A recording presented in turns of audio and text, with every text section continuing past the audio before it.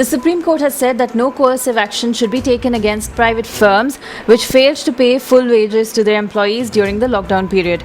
A bench of Justices Ashok Bhushan, Sanjay Kishan Kaul and M.R. Shah asked states to facilitate settlement between firms and employees over wage payment and submit reports before the Labour Commissioners. The Apex Court also sought the centre's response on its order. The Supreme Court asked the centre to address the pay cut of doctors being reported from different parts of the country. The court said it saw a report that doctors had gone on strike. These concerns should have been taken care of and it should not require court intervention, the court said.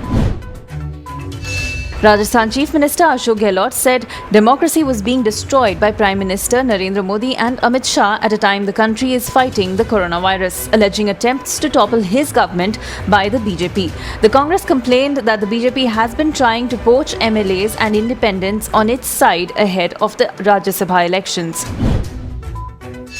The ICMR's first phase of a nationwide sampling to check for the pandemic spread via testing for antibodies has found that the lockdown was successful in containing the spread. Surveys find that less than 1% of 26,400 people randomly chosen from 65 districts with varied caseloads were exposed to the coronavirus in the first month of the national lockdown. The centre has warned that 5 most affected states due to the COVID-19, which includes Maharashtra, Tamil Nadu, Delhi, Gujarat, Uttar Pradesh, are projected to fall short in terms of ICU beds and ventilators between June and August. The projections warn that 17 districts including Gurugram, Mumbai, Thane, Palghar, Jalgaon, Chennai and Gautam Budh Nagar run the risk of capacity shortfall in the next 1 month if the current trend continues. Reports say that the US President Donald Trump is considering suspending a number of employment visas, including the H-1B, in view of the massive unemployment in America due to the coronavirus pandemic.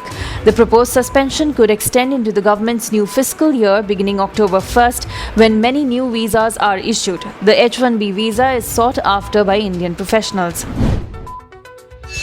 In its International Religious Freedom Report for 2019, the United States administration has given a detailed account of the protests and criticism against the Indian government's decision on the Citizenship Amendment Act and Article 370. Calling it an internal report of the US government, the Indian government said Washington has no locus standi to comment on the issue.